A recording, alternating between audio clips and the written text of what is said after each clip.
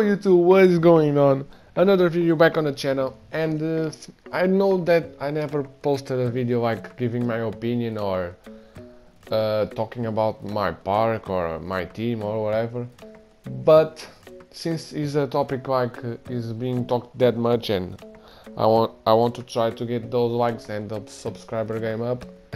I will talk about it, and it's about my opinion and what I think is going to be the deadliest combination. It depends on the pro-am because it depends on other players' archetypes on your team.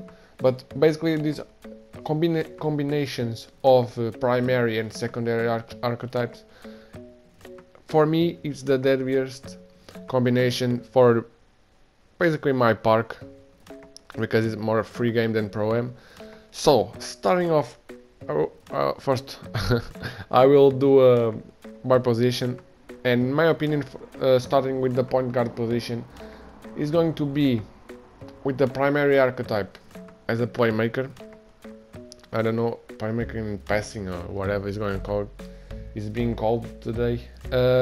As a primary, because you, as a point guard, you definitely need the ball handling, need the speed with the ball, need the passing, and according with Mike Wang, that animation when you go up for the layup and pass it out of the animation, probably lockdown defenders could do that and that pass in 2K17. 2K18 not gonna happen, so you as a point guard you definitely need the playmaker as a primary, and because you're not gonna be as good as a shooter in 2K17 as you in 2K18 as you were in 2K17.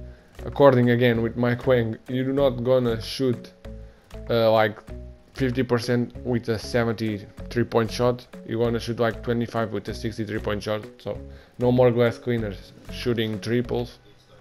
And you need, with the playmaker, in my opinion, you need a 3-point shot. So you have to be a playmaker, and a secondary you have to be a shooter, 3-point shooter, because you need also to spread the floor. If you're gonna put pro-am and you have like two players who can shoot, the other team is automatically with an advantage because they can sag off, and if you don't have a threat, it's going to be very hard to win.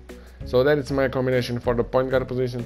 Now with the shooting guard position, like I don't know where to start, because if you are on the pro-am, as a shooting guard, you will probably handle the ball a little bit, but not as much as a point guard, obviously, and for my career as well. So as a shooting guard, I would go with a sharpshooter as the primary, because shooting guard Klay Thompson,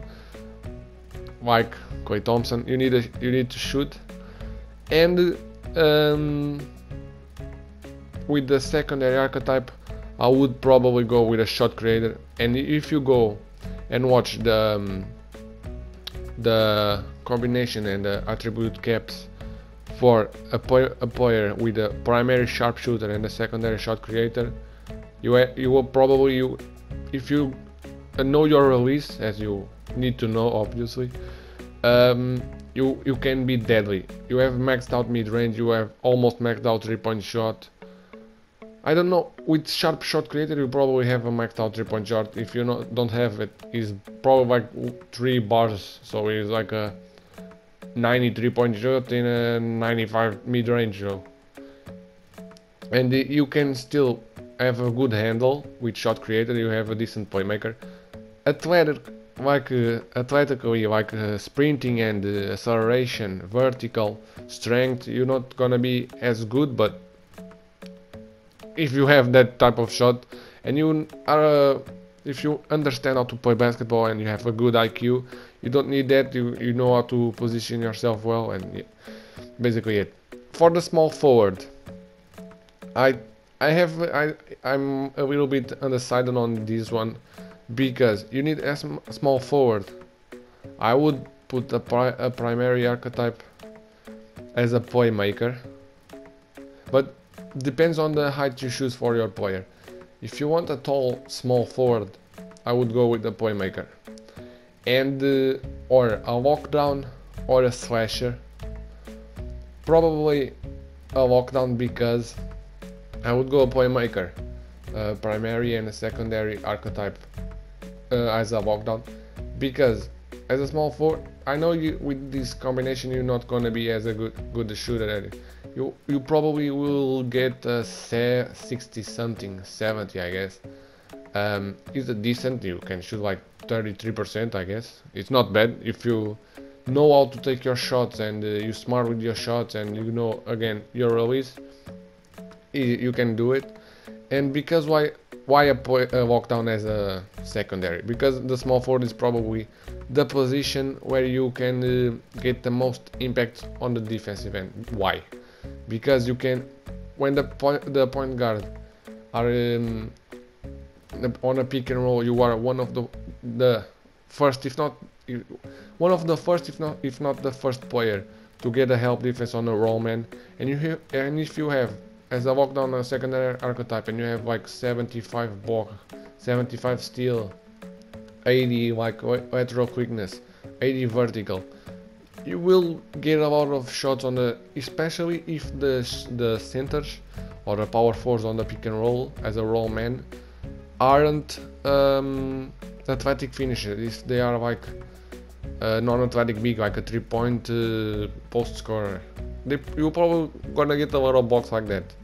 So if you want to impact the game on both ends as a playmaker and as a lockdown and a secondary, will be a very athletic player, and you can get a lot of rebounds and you can get a lot of fast break, one man fast break starter. With those badges you're gonna get a lot of assists like that.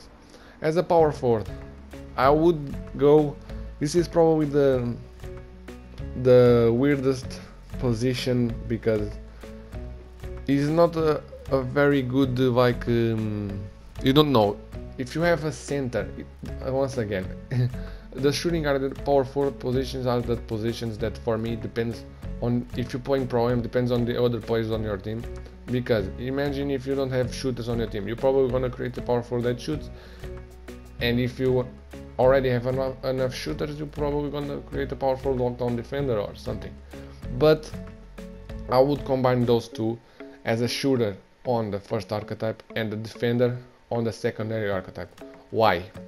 Shooter because you can stretch the floor, and basically a power forward is what you need, and a defender because you get a boost on the acceleration, speed, lateral quickness, and you can still block a lot of shots.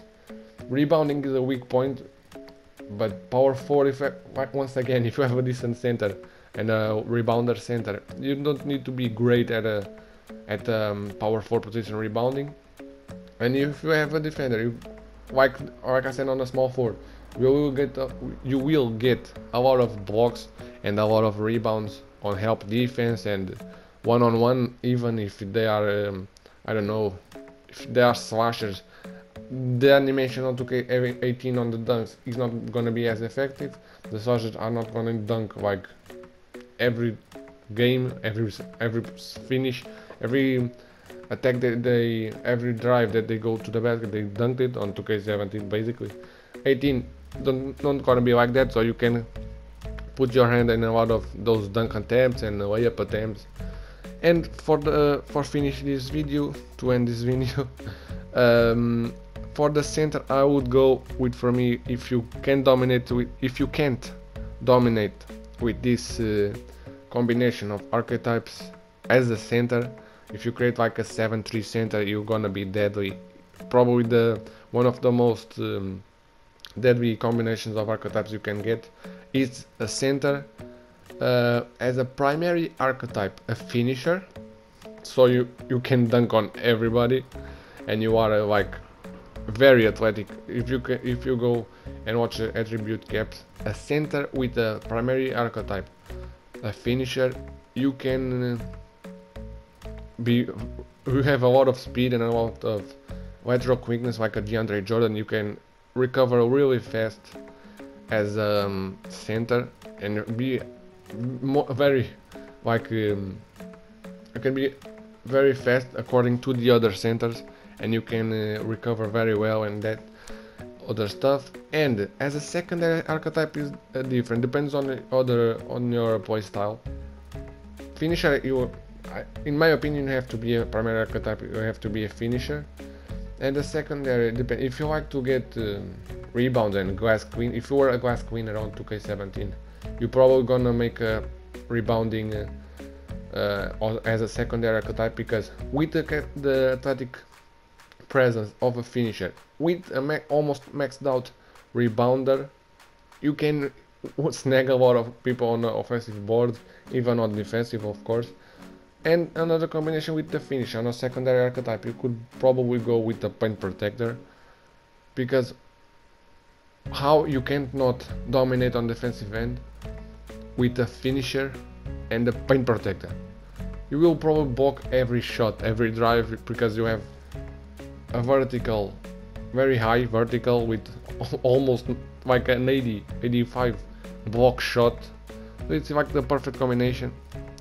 If you make them, if you also make like a finisher post score is going to be deadly, or the post scorer finisher, you probably center, if you can be a center, if you like to be a center, is probably the most have the most combinations of archetypes that you can dominate.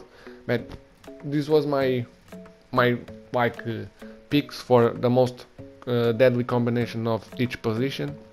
I hope you guys like it. I'm sorry for my English, I'm trying to improve on it.